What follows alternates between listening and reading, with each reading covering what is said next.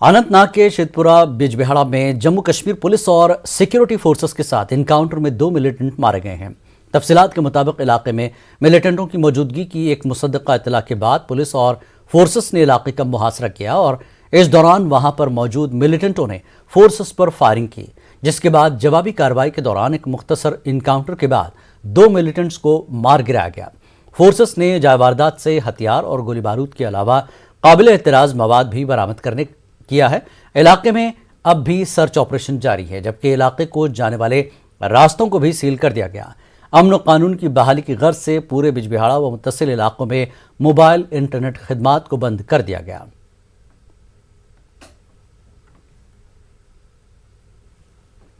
जिला बारामूला के करेरी में हुए इनकाउंटर में मुदस्सिर अहमद की शहादत के बाद उनके अफराद खाना के साथ इजहार ताज़ियत का सिलसिला जारी है। मुख्तलिफ शख्सियात शहीद के घर पहुंचकर पुरसा दे रहे हैं। LG मनोज सिन्हा भी शहीद पुलिस एहलकार के अहल खाना से मिले और उनके गम में शरीक हुए। मनोज सिन्हा ने शहीद के वारिसीन को हर तरह की मदद फराहम कराने का यकीन दिलाया। याद रहे कि 30 बरस के मुदस्सिर अहमद जम्मू कश्मीर पुलिस महकमे में बतौर SPO खिदमात अंजाम दे रहे थे।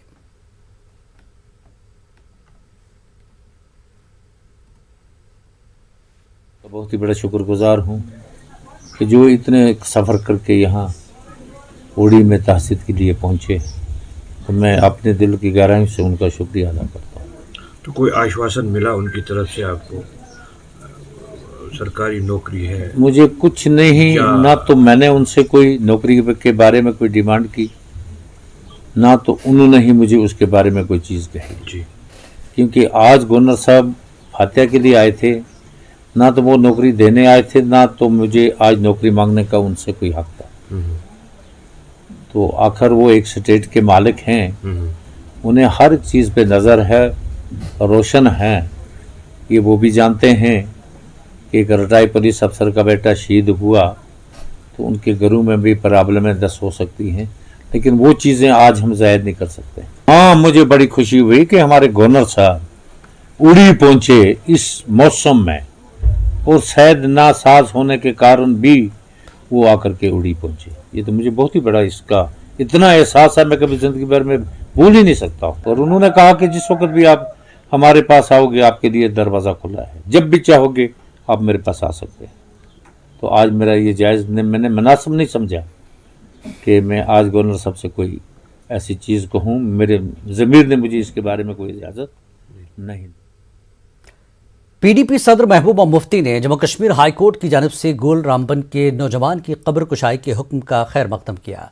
महबूबा मुफ्ती ने आज नारा पुलवामा में हाल ही में जमानत पर रिहा हुए यूथ लीडर वहीदुर रहमान परा से मुलाकात की। महबूबा मुफ्ती ने मीडिया के साथ बात करते हुए कहा कि अदालत ने इंसानियत के नाते अपना फैसला तो सुनाया, ताहम ये बदकिस्मती की बात है कि लाशें हासिल करने के लिए अदालत का रुख करना पड़ता है। याद रहे कि गुल रामबन के रहने वाले आमिर मागरे गुज़श्ता साल नवंबर में हैदरपुरा इनकाउंटर में मारे गए थे। क्या हो सकता है, पर फिर भी मुझे खुशी है कि अदालत ने ये फैसला दिया। इंसानियत के नाते जो फैसला दिया है उसको मैं वेलकम करती हूँ।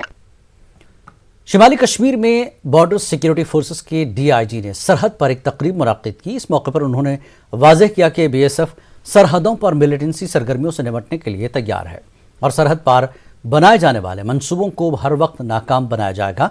फोर्सेस और सरहदी इलाकों के लोगों के दरमियान बेहतर रिश्ते कायम करने के सिलसिले में BSF की 172वीं बटालियन ने लाइन ऑफ कंट्रोल पर किरन सेक्टर में एक मेले का एहतमाम किया था। BSF के DIG AK विद्यार्थी ने कमांडिंग अफसर संजय शर्मा और DDC चेयरमैन की मौजूदगी में इस मेले का इफ्तिताह किया।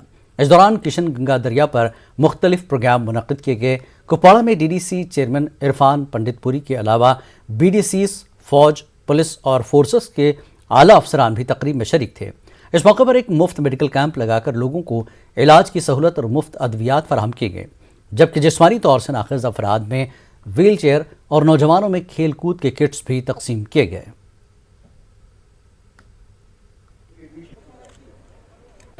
हमने ये कोशिश की कि डॉक्टर्स को यहाँ पे लाया जाए ताकि यहाँ के पेशेंट्स को बहुत चलना नहीं पड़े और उनका एक अच्छा सा इलाज हो पाए, और उसमें फिर हम इनको दवा दे के भी हम अपनी तरफ से मदद कर रहे हैं। एक पुरानी कहावत है हमारी फ़ौज में, prepare for the worst and hope for the best.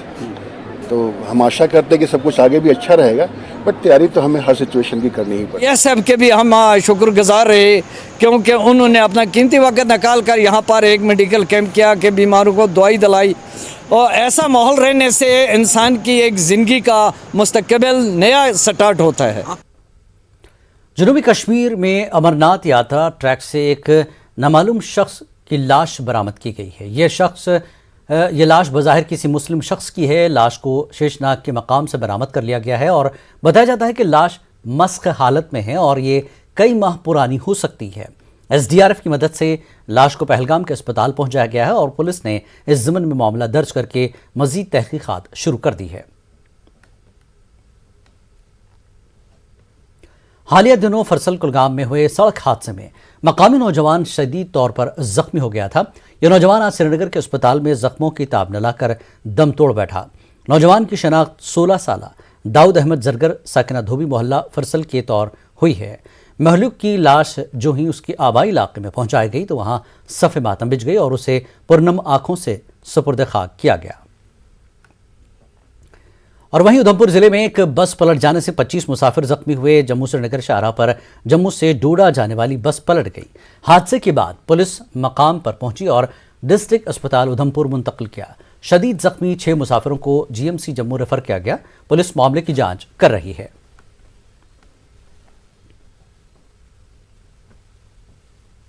Poonch के मुगल रोड पर पीर की गली के पास बीती शब मिट्टी के तोदे खिसकने के वाक़े के बाद कई मुसाफिर फंस गए थे।